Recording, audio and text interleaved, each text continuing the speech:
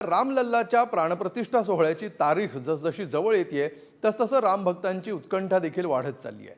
असंच प्रभू राम माता सीतेच्या विवाह पंचमीचं औचित्य साधून रामाचं एक चित्र साकारण्यात आलं होतं। जाणून घेऊया याच चित्राची ही रंजक कथा। हो जन्म जन्म की खोज बताए, राम से चल के राम पे आए। ही भावना सध्या प्रत्येक भारतीयाची आणि प्रत्येक रामभक्ताची आहे। असंच एका रामभक्ताने प्रभू श्री रामाच्या सासूरवाडीत अर्थात जनक राजाच्या जनकपूरमध्ये रामसीतेचं जगातील पहिलं मोठं चित्र साकारलंय। मात्र हे चित्र साधं सुधं नसून 11,000 फुटांवर डाळींच्या सहाय्यानं बनवण्यात आलंय। नेपाळ आणि भारताच्या बिहार राज्याच्या दरम्यान प्राचीन काळातील मिथिला नगरी होती।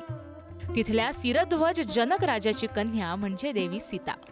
त्यामुळेच नेपाळमधील लोक आजही प्रभू श्री रामचंद्रांना आपला जावई मानतात। याच नेपाळमध्ये जनकपूर आहे आणि तिथं हे भव्य चित्र साकारलंय।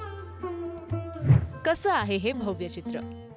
हे चित्र 11,000 फुटांवर साकारण्यात आलंय। या चित्राची लांबी 120 फूट तर रुंदी ही 91.5 फूट आहे। यात तब्बल 101 क्विंटल डाळींचा वापर करण्यात आला असून 11 वेगवेगळ्या डाळींचा समावेश आहे। भगवान श्रीराम आणि सीता देवीच्या विवाहाचं चित्र साकारण्यात आलंय। या चित्रात राम सीतेबरोबरच विश्वामित्र ऋषी आणि जनक राजाचाही समावेश आहे। नेपाळमधील 2 आणि भारतातील 8 अशा एकूण 10 कलाकारांच्या अथक प्रयत्नांनी हे भव्य चित्र साकारलं गेलंय। भारतातून आलेले प्रमुख कलाकार सतीश गुजर यांनी याबाबत माहिती दिली आहे। त्यांनी गेल्या वर्षी अयोध्येतही अशाच प्रकारे डाळींच्या सहाय्यानं प्रभू रामचंद्राचं आणि सीतेचं भव्य चित्र बनवलं होतं।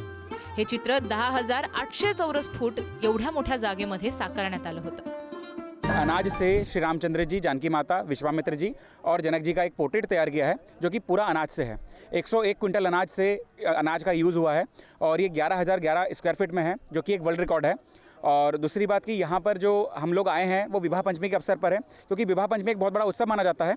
और जनकपुर धाम जो कि सीताजी की नगरी है, यहीं पर विवाह हुआ था श्री रामचंद्र जी और जानकी माता का, तो इसी उपलक्ष्य में ये पोर्ट्रेट तैयार किया गया है। या चित्रात एक विलक्षण जिवंतपणा आहे, म्हणूनच त्याची सर्वदूर चर्चा आहे। त्यामुळे प्रभू श्रीराम आणि माता सीता यांच्या विवाहाचे साक्षीदार होण्याचा अनुभव देणारं हे चित्र आहे, अशी भावना सध्या अनेक रामभक्त व्यक्त करतात। गार्गी गोरेगावकर, पुढारी न्यूज।